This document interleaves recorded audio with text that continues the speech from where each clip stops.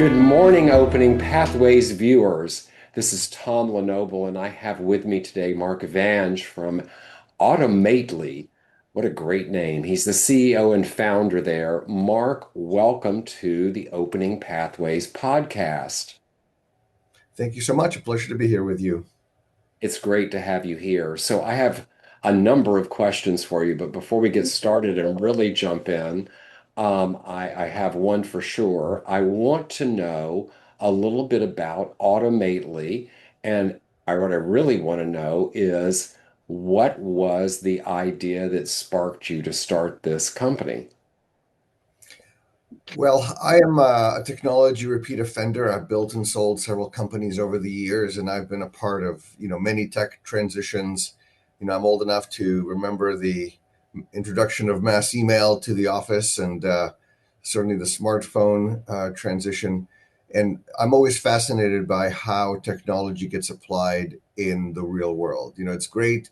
I'm a tech guy. I love playing with technology, but how it actually gets used is actually my real interest.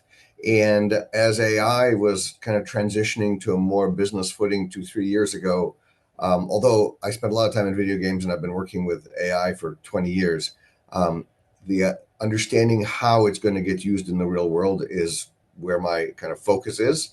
And the reason we started this journey, and Automately was a vehicle for exploring and understanding that, and it's helped us build kind of our philosophy and our methodology. And I'm looking forward to sharing it with you and your viewers. Wonderful. Let's back up a few minutes, though. I want to go back a little bit and learn a little bit more about the backstory. Tell us about Mark and how this all evolved to even get to this point. I so I was when I was a little kid, I was supposed to be a concert violinist, and I was that little kid playing the violin on the TV, and practicing 2 hours a day and so on. And then at 11 or 12, I met the Apple II and just fell in love with this whole space. I sold my first little game when I was, literally a preteen. When I was in junior high school, I built the first teleprompter in Canada. So literally, they would come pick me up from my junior high school at 3:15 when school ended, and take me to the TV network where I was building this thing. So I've been doing this forever. And then I had my first real company at sort of 16. Entered college with 23 employees. So college was, 6 of the happiest months of my life because, I also happened to be involved with creating the best-selling game of that Christmas season. And it took until I sold my second company before my mother forgave me because the first one could have been a fluke. And yeah, so I've been, in technology forever. And every time new technology comes around, I can't help it. I love playing and understanding the tech. And as I said, what I really like to do is to understand how it can be used and how it's going to transform the world. And I've been in so many industries, everything from video games to military communication systems, banking, finance, I mean, you name it. But really, it's been focused around the technology and making the technology do real things in the real world for real people. What a great story. Not many of us enter school with a cadre of employees with us going. So tell me, were there early role models in your life that started all this sort of traction that happened where you moved from the violin to tech, or even when you got into the violin? Did you have early role models in your life? Um, so I was born in the Soviet Union, so I'm kind of like the Russian Jewish background there. So I'm definitely, education was very valued in my house. We moved quite a bit. We weren't necessarily well to do, but I had this great foundation of education and the expectation of kind of productivity. Um, kind of some of the folks that I looked up to, if you will, were people like uh, Louis Pasteur and Seymour Cray. Right? Those were I I wasn't as interested in football or in in pop music, I was really always fascinated by and looked up to and read about these kind of world changing scientists, engineers, mathematicians. Wow, interesting. And I'm curious, I want to talk about your leadership a bit. Was there a point where you had an experience that started to define what your leadership style is today? Um, I think, like everybody else, I started out full of piss and vinegar, and assuming that I was smart enough to figure it all out and do it all myself. And because I started early, pretty early on, I've experienced some of the letdowns of not knowing everything and not being very sophisticated in business and so on.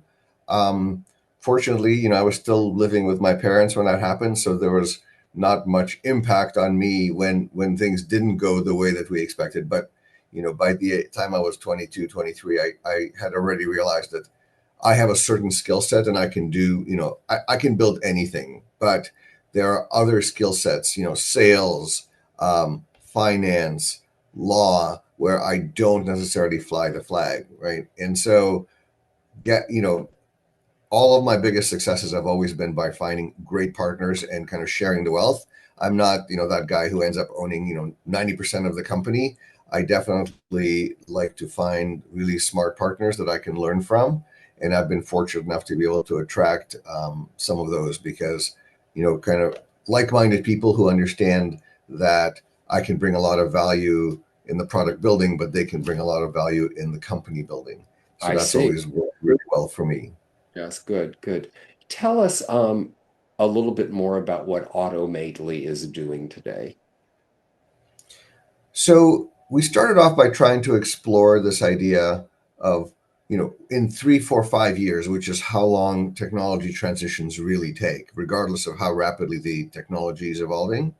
How will AI enabled work look, and how is it going to actually function in the real world?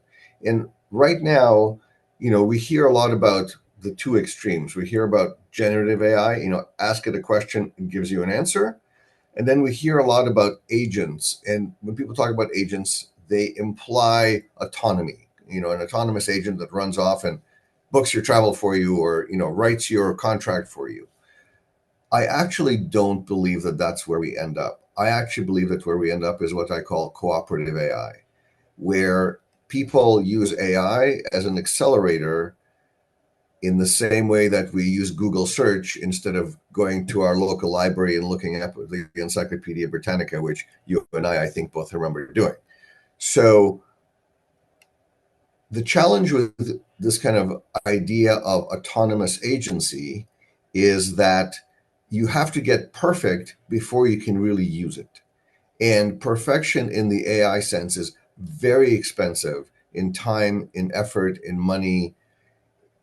So you never get there. And we're back in the place where, just like with smartphones, the capabilities that we have in our personal lives are far behind the capabilities that we have in our professional lives because, you know, in our corporate lives and our professional lives, we have to worry about liability and compliance and all of those kinds of things that maybe in our personal lives we can arm wave. And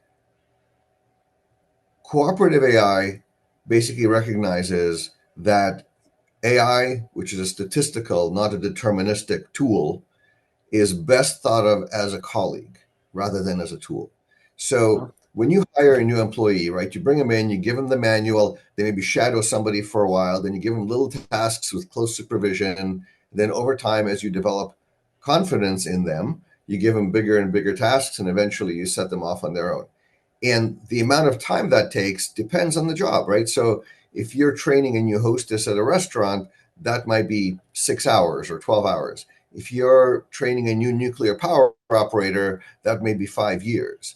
So we kind of look at the task and we have a different calculus about what is good enough, how much trust we need to have, how much supervision we need to have, depending on the job.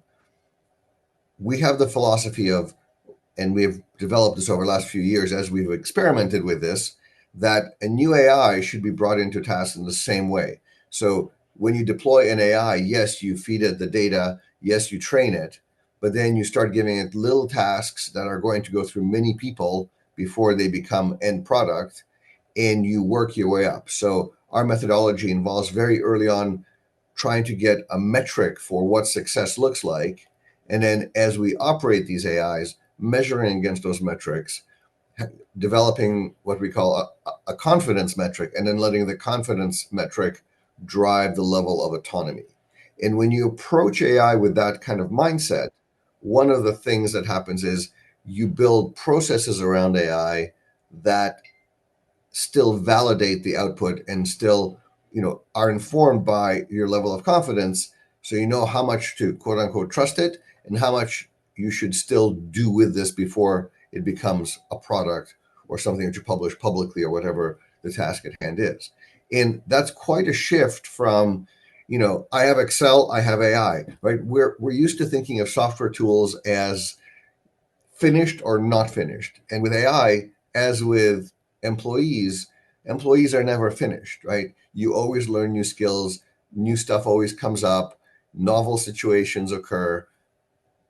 We feel this cooperative AI is the way to solve these problems. And at the end of the day, I don't think that people want to buy from an AI. People want to buy from people, right? If I hire you as my lawyer, I'm not just hiring you for your ability to write a contract. When I hire you as my lawyer, I'm hiring you, I'm hiring your experience, I'm hiring your network of connections, I'm hiring your professional malpractice insurance, I'm hiring the senior partner that you work with and that's going to overlook your work, right? There's all of this fabric of value that makes me choose one of the 5,000 lawyers within, 10 miles of my house here versus another. And I believe the same is true regardless of the tool you use, right? So I joke, if you're my plumber, I don't care what brand of wrench you use. What I want to know is that you'll be there at 10 o'clock on a Saturday night when my water heater blows up, right? So for me, the cooperative model is going to be the way that this whole path evolves in most situations. Of course, there will be fully autonomous AIs. Of course, there will be generative AI. I don't mean to suggest that I think it's the exclusive path forward, but I think it's a path that's currently under emphasized and underappreciated.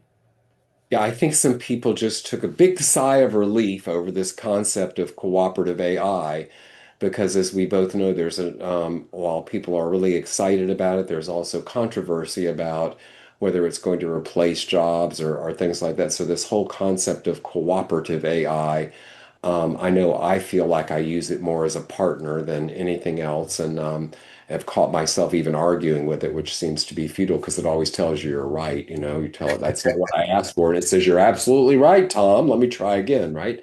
And makes me feel better. So I want to know, along this journey, did you ever doubt your vision? Um, Not yet, but again, this is very early in the cycle. As much as we're seeing this tremendous growth in the technology capabilities, you know, 5 years is nothing in the adoption of technology, and we're in year one. So I don't think that anybody really can say that this is the way that it's going to be. But the greatest uses that I'm seeing right now, if you think about it, where is AI being used the most right now? Software development. This whole kind of idea of vibe coding and so on. Like the best results are still cooperative. If you just say, make me a this, other than the trivial kind of examples that people put up on YouTube, in the real world for real tasks, it's not enough. You still need to have a sense of the architecture. You still need to, kind of review and make sure that what you got is what you expected. Like it is fundamentally a cooperative process. So to me, that's an early indication. It's a canary, but only time will tell. I still think it's going to be the winning path because it allows us incremental deployment as opposed to trying to boil the ocean and get things perfect before we ever stand them up, because as the old saying goes, perfection is the enemy of good. And there's a lot of value in being 75% right. And I don't think people in the long term will reject that value in favor of some kind of mythical 100% autonomy. I see. Tell us about your first traction with your first customers, your first believers in what you're doing. Um, so our first customers were folks who needed the impossible done. So, there's a lot of solutions that people have already productized, and so the people who I end up talking to are people who need hard problems solved, and this is kind of where we fundamentally focus. Um, so, for example, early on we did a project for a very large media company that created AI to um, massage the titling and descriptions of content in order to improve SEO, um, and discoverability and ultimately monetization of the content. And there's not a ready-made solution. There's not a ready-made, model that you can use to do this. So we had to really go down to fundamentals and essentially take all of these millions of titles that they already have and their consumption history and monetization history and train a whole new solution for this, right? So that was kind of an early uh, company building um, opportunity that really helped us get our feet under us. The other place where we're seeing a lot of traction right now is in communication related environments. I was fortunate enough to meet some folks who come out of that cloud communication space, and with their help, helping solve their problems, and then through them, some of their peers, and so on. Our go to market is a little different. Rather than focusing on building a tool or a product and trying to sell it, um, we focus more on building cool AI and finding partnerships, relationships, sales channels, not in the kind of traditional sense, but partners through which we sell to help us identify those use cases and create repeatable solutions that they can then sell into their verticals, right? So I'm looking for entrepreneurial folks who have the vision, don't necessarily have the chops to build the tools, but Hmm. they bring incredible suggestions and incredible opportunities. So, for instance, we were talking to somebody from trucking, which you think of as being the ultimate kind of low tech business, right? And one of the use cases that this person identified was, you know, the whole industry is sort of dysfunctional in the sense that you have a bunch of little brokers, you have a bunch of independent operators who own one, two, three, five trucks. And so all these guys do all day is sit on the phone and call each other because the brokers have loads they need shipped. The drivers need to find the next load, hopefully in the next city close to where they drop off to minimize the expenses. Only, let's say 10% of the calls are even viable.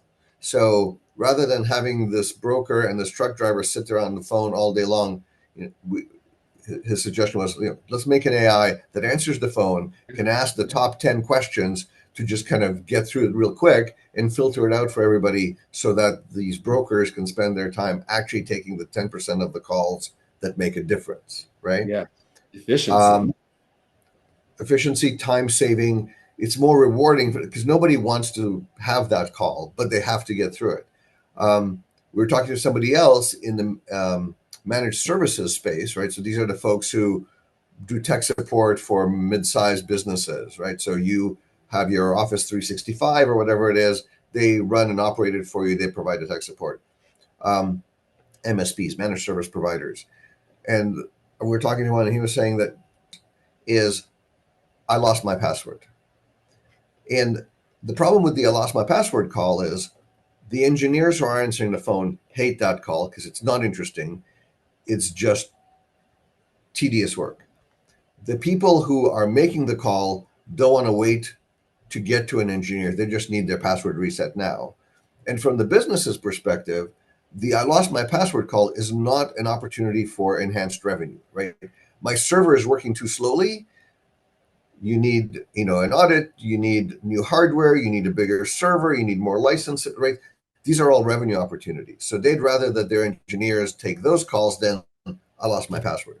So create a voice agent that can answer the phone, screen the call, say, you lost your password.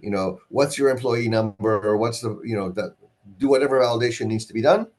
Okay, your password is reset. So then the 30% that are actually fun for the engineers and are value creating for the business are the ones that get sent to the people. The I lost my password calls can just be handled up front without having to load them down. More rewarding for everybody, more rewarding for the customer, more rewarding for the engineer, more rewarding for the business. Yes, fascinating, fascinating. What have you learned about trust in these early days? That is a great question. Again, our methodology is a little different because for us, confidence is kind of a metric, and we really work with our customers to encourage them to view AI, like I said, as more of a colleague than as a solution. So I think in our case, it's a little bit easier or it's a little bit less of an issue. I think that overall trust is a huge issue, especially for compliance people and the people who are responsible for companies not doing the wrong thing. um, there's a tremendous tension right now between the business, the salespeople, the the the employees who are actually doing the work, because they get to use GPT in their lives and they know how cool it can be and how much time it can save them, and then they bring it to the office and they're told no because the chief investment officer is concerned about breaking the 30-day embargo on information. That's the real issue of trust. So part of what we do is make sure that our intake processes create room for those people to have oversight on the data that's being consumed, so that they can reduce some of their worry and maybe sign off on some of these implementations that they Yeah, otherwise are challenged to do. this is so refreshing. It takes my mind to this whole idea of, and I'm going to ask you a question about this whole AI of creating it cooperatively and trusting it is so different from what we're being exposed to and hearing about from so many people. It's so refreshing. Technologies like racing forward. My mind is just swirling with questions for you. Racing forward, and I talk with many people that are trying to balance this whole idea of innovation with sustainability. How do I keep up at the same time I keep the lights on? How do you view that? Um, I think the secret is implementing technology incrementally, right? You have all of these processes, you have all these people, they know what they're doing, they have experience, and the cutover is very hard because that's when you discover all of these little subtle processes that you don't really think about when you first start. Again, I think the cooperative approach helps shift the conversation there because you're not throwing all that stuff out the window. The same people are still there, as long as they are mindful and don't just assume, well, the AI said it, so therefore it's true. As long as you maintain the same checks and balances that you would when your junior partner puts together the report for the customer, the senior partner reviews and signs off, right? Like that still needs to happen, even if that's been assisted by an AI. So that's kind of how we deal with it. That's not the answer always. There are some environments where you do want to switch to full automation. For example, automotive manufacturing is a great example where they went fully robotic, and the answer there was create new processes that do QA for the robotic manufacturing. So we still have some QA, but it's not the same old QA. But I think for most businesses, this incremental change is lower risk because it allows us to maintain existing controls and blend into existing processes rather than That's having to replace the whole factory at once. fascinating. So, you know, when the stakes are really, really high, how do you make decisions? How do you make decisions when things are going and something is really um, critical and the stakes are high? What happens? What's the process? Um, I'm a bit of a chess player, so I hope to never have to make that kind of decision because I've already put the pieces around the board to create options.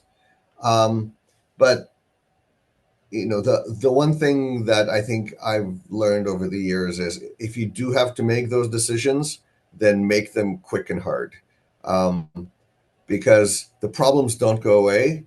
You just spend a lot of time and a lot of angst and a lot of energy.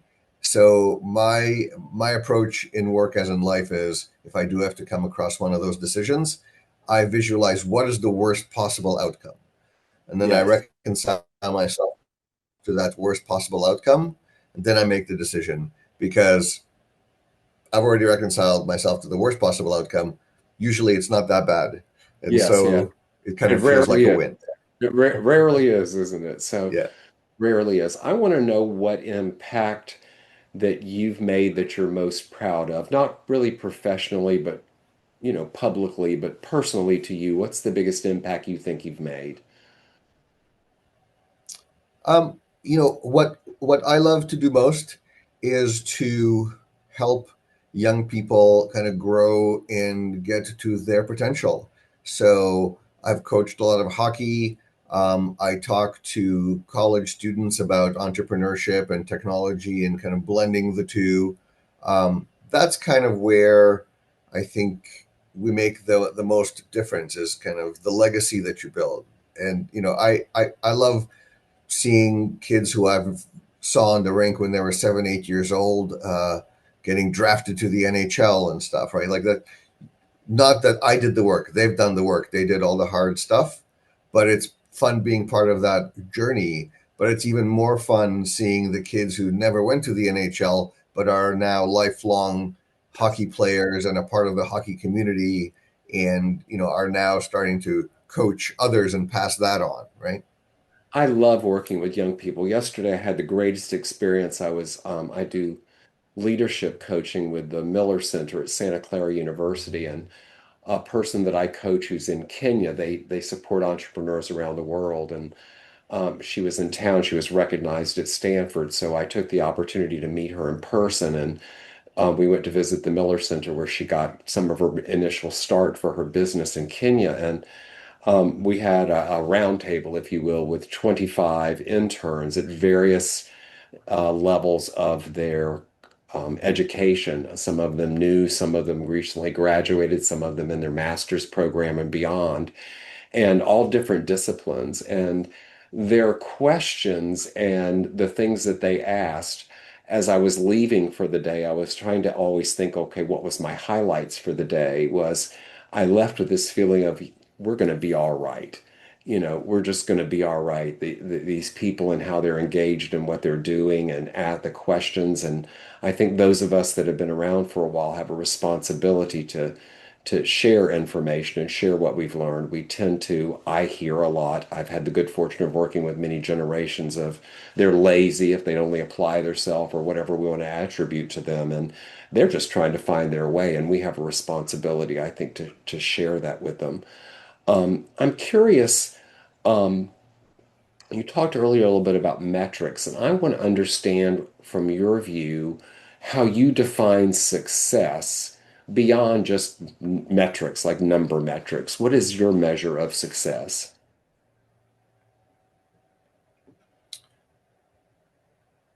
I mean, my kind of inner soul is fed by creating really elegant solutions for things, and that could be, a really nice architecture for software. That could be a really, clever business process. That could be, a a deal or a business approach like this kind of the password resetting thing, which kind of feels like it's a win for everybody in the chain.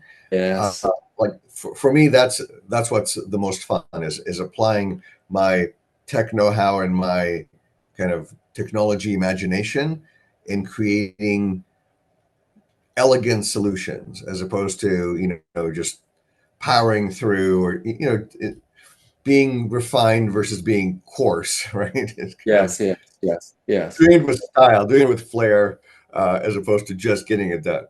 Yeah, I love this idea. The whole password example is beautiful because I think back in my career of running large service centers and technical organizations of we categorized calls to see which was the top call, so if you could address it with technology and make it go away. And even yesterday, I had to call about a router issue, and I've got this very senior tech on the line who I can sense through the call of, I can almost feel him rolling his eyes about, oh my God, I got to walk one more person through a router issue, which could easily have been solved in this automately way of how do you share with me the customer what to do that I'm not tying up this technical mind that's far beyond what my question is about, yet my question is valid. I can't do anything till it's resolved. So it's really interesting. What is your boldest vision for Automately in the next 5 years? Um, so one of the biggest problems in AI, and I haven't heard a lot of people talk about it yet, is this idea of knowledge lifecycle management. So we all understand that AI is only as good as the information that you put into it, right? Um, Yes. and right now, because we're still in this early phase, people are just trying to get solutions built and hopefully get it past compliance and past requirements and past the business. And then, okay, we hopefully we've done it. And most of these POCs and early efforts don't even ever make it out of test, right? Because getting it really right is hard. But it means that they haven't thought about what happens in a year, in two, in three. So, you talk to a large car manufacturer, as we did recently, they have 60,000 vendors as a business. So, if each one of those vendors over the next 4 years builds one AI solution of some sort, that's 250,000 AIs consuming all this stuff that this car manufacturer puts up. How do you ship to them? How do you fill out the customs paperwork? How do what materials, greenhouse reporting? Like, there's a myriad of processes and myriad of documents that need to be shared. So now they start building these AIs. How do you make sure that in 3 months and 6 months and 9 months, tariffs change, requirements change, rules change all over the world? There's this constant flow of updating. So today they literally email out to 60,000 vendors, and there's a person at each one of those vendors whose job it is to receive, okay, I've got a new form about X, right? Let me make sure I distribute it to all the right people within my organization. And now I also have to remember to give it to the AI. Oh, by the way, there's no way for me to actually put new documents into the AI because, Mark had automatically built my AI for me. So now I got to call Mark, and Mark's busy, and Mark's going to say that'll be another, $5,000 because I've got real work to do to make it happen. So now I'm thinking, okay, I want to do this now. And so you get this into this whole kind of life cycle management. And so what we've built internally, and that we're starting to kind of offer to clients, and we're trying to think about how to go to market with this as a solution, is essentially the plumbing for knowledge lifecycle management, and making it so that this large car manufacturer can basically publish the document to AIs in the same way that they today publish it to the Fascinating. people. And so that's kind of my big dream in terms of making a solution that could actually really change life for a lot of people who can then focus on building AI solutions and not have to worry about the data acquisition, because they're not really worried about it right now. But that's going to be the next thing that bites them in the butt. This is so fascinating to me. My mind is just spinning because I talk to a lot of tech CEOs that are working on AI. It seems to be a lot of what I'm getting on the podcast, along with other areas that I speak with. But you're the first person, Mark, that has spoke about AI being multiple AIs and building these multiple almost presences of AI versus AI. And I find it really fascinating, and I know the viewers are going to as well, of thinking this the cooperative idea as well as this we're building multiple AIs. And as you're saying that, I'm thinking, okay, how do these AIs have to know how to talk to each other too? It's not just they work independently; they have to communicate, and fascinating to me. So tell me, what big shift in technology right now is lighting you up? There's so much going on. What is on your horizon that's got your attention, that's creating a lot of interest for you? Uh, well, obviously, my primary focus right now is in AI, and the AI space is moving so rapidly. We're still kind of in the Cambrian explosion phase of AI. That just keeping up with that is a full-time job in itself. Um, I think, though, that some of the things that are coming down the pipe, that we need to be cognizant of is, um,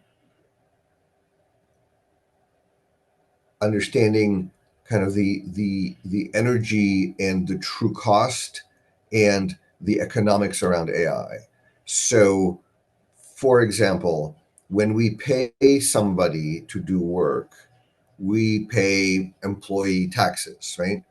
When we do that same work with an AI, how do we capture the same value to society and potentially tax the output or tax the work of the AI?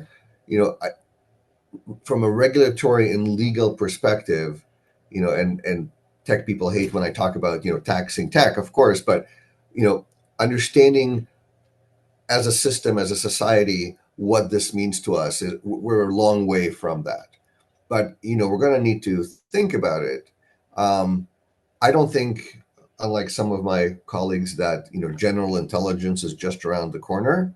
But if you do assume the general intelligence happens, how do we deal with that? Like, if if we have a general intelligence AI, do we then make that general intelligence act as its own business? So, congratulations, you're a general intelligence. Now you need to earn enough money to pay for the energy that you consume, and we're going to charge income tax on the money that you make doing the work, right? Or are we creating some kind of parallel structure, and if so, what is that structure? Because if we just shift work from people to AI, which is what, again, not my focus in a cooperative sense, but in as much as that some of that happens, how do we deal with the actual implications of that, the economic implications of that, the displacement, like all of those things are not fundamentally technical questions, but they're questions that are driven by the adoption of the tech. So I think we need to think about them because they will ultimately impact the adoption of the tech and the evolution of the tech. If we look back in history of new technologies, there's a flurry of companies doing it. There's just so many people working. I've talked to so many things from healthcare to even psychology of people there's this program that's called Wobot, choosing for kids that went through the COVID crisis, that are don't really want to talk to their parents. They went through that kind of isolation period, whatever we think about that, and they're using this to. They've got psychologists and therapists involved. It's fascinating, and there's so many of these things. But if we look back in time, it ends up where there's this flurry, and then it starts narrowing down to the few that are, we'll call them the winners. Do you see that happening with AI? Absolutely. It's funny. As I said, I do speak at colleges and stuff about technology, and I have a little presentation I do, and one of them tracks the evolution of the automotive industry. And I have a curve. I show a graph of the number of car companies that existed kind of in the early days of automotive versus now, right? So now we've got five or something, right? Like at one point, there were hundreds of car companies, Yeah. and there were hundreds of PC manufacturers. There were hundreds of every technology spurs this kind of Cambrian phase of people trying lots of different things. Um, And AI is absolutely, is going through the same thing. And it spans the gamut because there's people who are basically saying, I know what I know, and AI is just another way to do the old stuff. And there's people who are saying, AI is something completely new, and I'm going to imagine new ways of using it.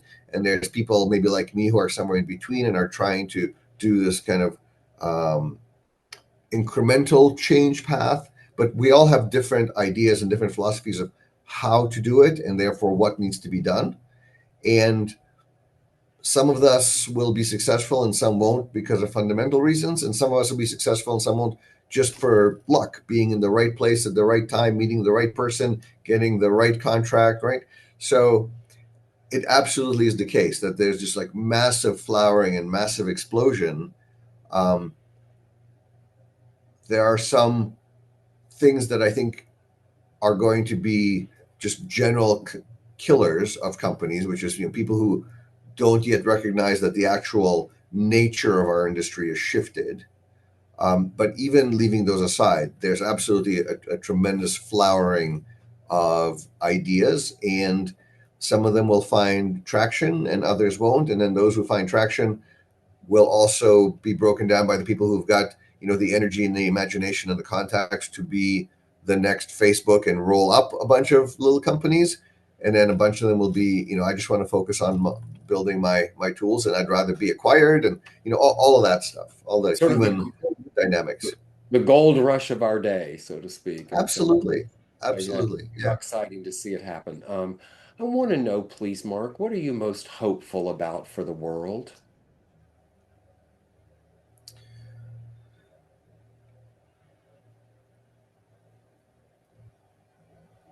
So I see what to me is the worrying trend of the rejection of rationalism, and this is getting way off the reservation in terms of talking about tech, Yeah, but yeah, this kind of the rejection of evidence based thinking, and kind of a reversion back to more like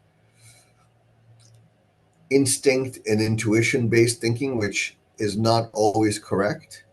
And I'm actually hopeful that the mass adoption and mass deployment of AI, if we do this correctly, will actually help anchor us a little bit more in rationalism and in fact yeah. based decision making. Yes, good. Wonderful answer. Tell me, what do you wish every new emerging founder, somebody just starting on that path, could hear?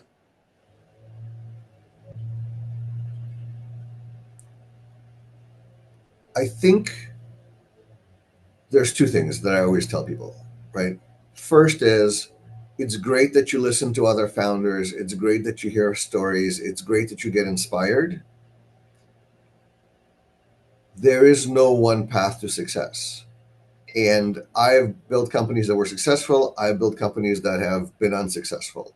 There's so many things that are outside of your control. And the corollary of that is twofold. First, there is no right way and wrong way. And second, failure is not necessarily something that reflects back on you as a person, or as your competence or your skill or your energy or your motivation or your self-worth and value. There's a lot of other things that dictate where you end up. So don't take failure as a sign that you don't belong or you shouldn't be part of it. It's absolutely a part of this lifestyle. Embrace it, recognize it, plan for it, but don't stop just because you have a failure. Yes. More kind of factually, or more kind of for the time that we're in right now, what I keep reminding people, and I think this is critical for people to hear and really understand, is we are now living in what I call a post code world. For the last 50 years, 100 years, since maybe the Industrial Revolution, the thing that you own, the technology, the machine, the software, the thing that the widget, and the way of producing the widget has been where a lot of the value has been. And that kind of underlies our whole patenting regime and just it really, is the way that business has been built over the last 100 plus years. We've gotten to where, in software at least, building any particular technology or any particular software solution, it can be done in a week with the use of AI, with very few exceptions at the just extreme ends of hard tech, right? So if I see any piece of software, any solution, any website that I think is cool, I can now build it in a week instead of it taking a year. So the true value now is not in look at my cool piece of software. The true value now is in trust, in attention, in relationships, right? That's where you're going to be successful. And it's hard for us technologists to kind of stomach and internalize that. But nevertheless, it is true that the craft of making technology, which we are all very proud of as engineers, is actually not valuable in and of itself. Our ability to connect with people around that craft is what matters. And this is what musicians went through too, right? Like before recorded music, your craft as a musician was the thing that you strived for. Suddenly, recorded music made it so that the personality is just as important as the craft. Fascinating. Software engineers are going through exactly the same thing that musicians went through, in 1930s when Caruso started recording opera, and suddenly no opera singer could find work because everybody wanted to listen to Yes. Caruso. This is fascinating, Mark, and you just expanded my whole view because my work is about helping people work with people, and I can see right now that there are some people that are used to working with technology. They're going to have to broaden their scope of what they're working with. This has been terrific. Relationships. Yeah, go Sorry, ahead. I was just going to. Relationships are like the alpha and omega of success now. Yes, fascinating. We're going to have to do a round two one day because this has been really, really fascinating. I know the viewers are going to love this, so we're going to have to check back in and find out where we all ended up here down the road a little bit or on the progress report. So, Mark Vange from Automately, thank you for being on Opening Pathways today. It's been a real pleasure to chat with you, Tom. Thank you so much. Yes, I'm grateful for you being here. And to my viewers, this has been Opening Pathways with Tom Lenoble, and I'll see you next time.